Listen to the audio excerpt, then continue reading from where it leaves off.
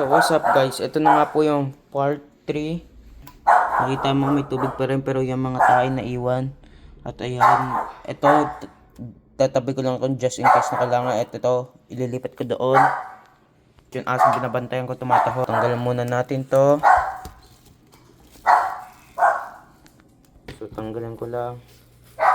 Tapos, itong tape ilalagay ko mismo sa gitna. Miles!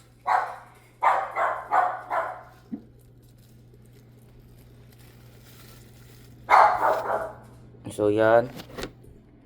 Tapos, ang gagawin ko ngayon is ewan ko pa ako or okay na yung tubig. Pero may dumi pa rin na ino. Dahil sa damo na yan. So try ko ilagay. Okay, maganda paglagay.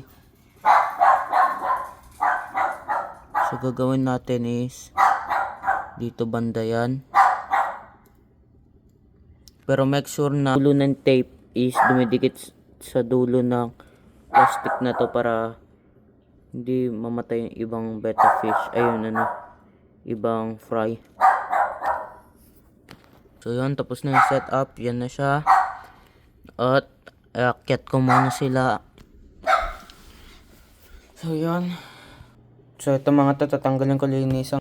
So tara, punta tayo sa CR at linisan to. So yan, dito yung ilaw automatic. Yan o. So unahin ko is basain to. Ewan ko magkadikit to eh. Ay hindi. Sobrang tagal na.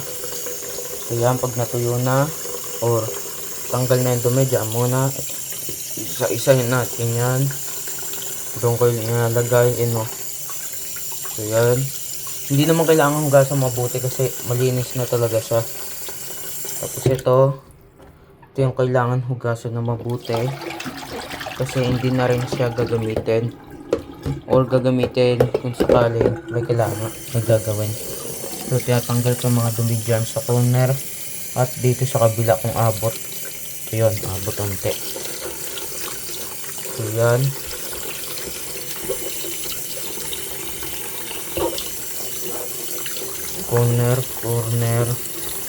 Corner, lalo na yung sa taas. So yun, tapos na. Ganun lang kabilis. Pagtapon mo.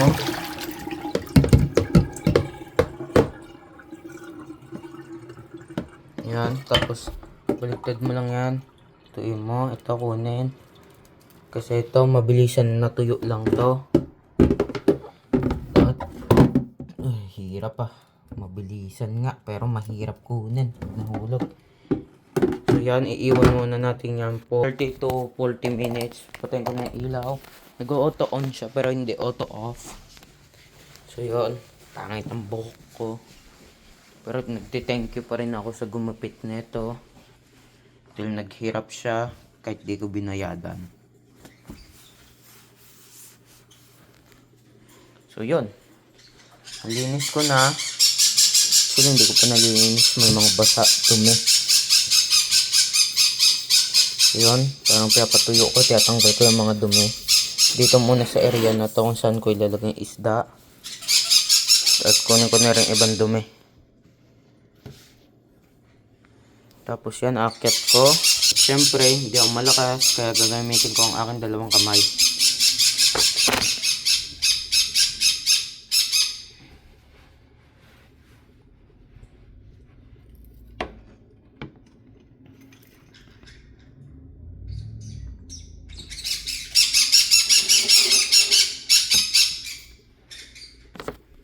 And voila!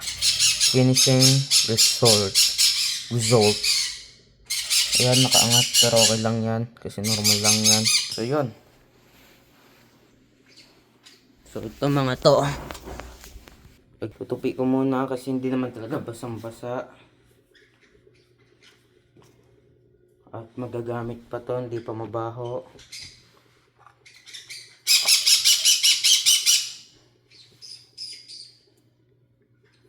So bukas ko na ilalagay yung female. Ilalagay ko siya pero may plastic sa gitna para hindi sila mag-away kaagad. Parang ipapakilala ko ulit muna Tapos pagkatapos nyon is lalagay ko na yung female. Parang tatanggal ko na yung harang na sa gitna. Nakaharang sa kanila.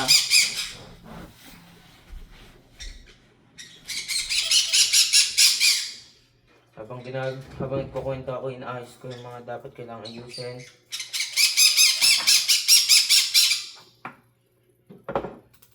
At lagay ko sa tamang lagayan.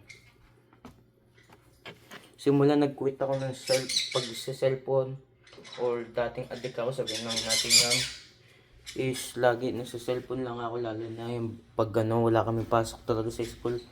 Katulad ng wait, may butas. Parang may butas. Huh? Double check ko lang guys. So pag may butas to, iiyak lang ako. Sayang pa naman. So angat ko muna. Bago ko iangat is maglalagay ito. Please Lord, sana hindi butas. Kailangan ko pa naman niya at saka maganda. Please. Please. So, butas nga.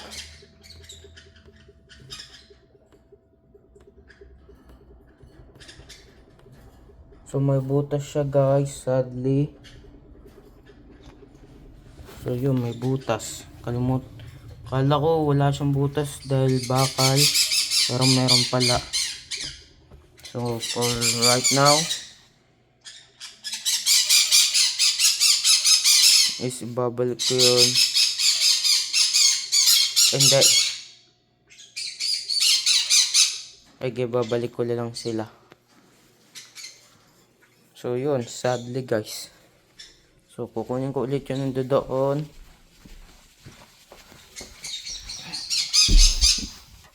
At sayang ang all hard work ko.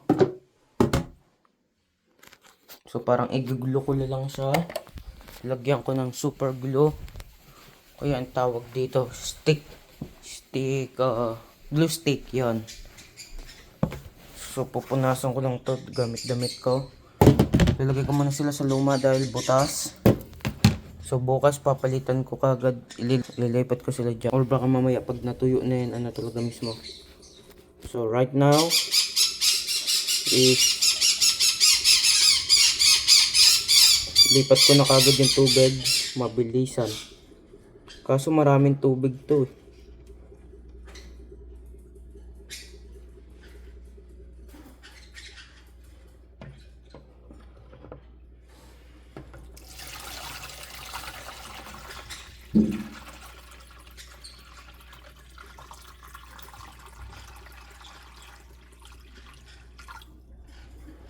So yun, kunin ko na yung Melbeta fish.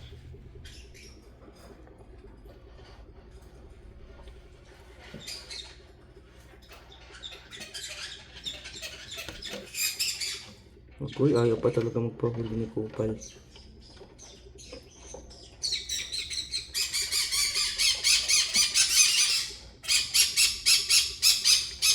Yun, lagay ko muna siya dyan. Sayang ang hard work ko. Lalagay ko muna yung halaman ulit. Muna dito. Yung totoong halaman naman.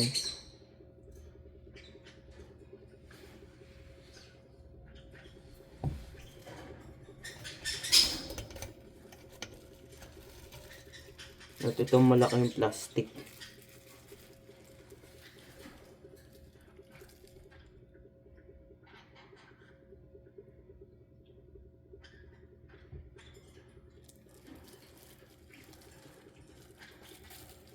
Sayang guys. Pero don't worry, super stick glue ko siya bukas para hindi talaga masayang. Kasi sayang na nga, sasayangin ko pa. Hindi ako ganun tao.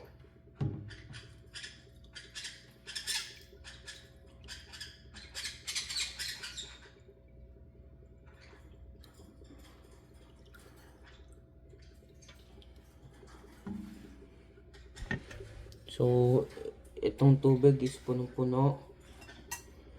At yun, gugulo stick ko. Parang lalagyan ko muna ng tubig para hanapin ko sa yung butas. Tapos yun, gugulo stick ko. So, follow me for more. See you guys tomorrow. At naantok na rin ako konti. So yun, thank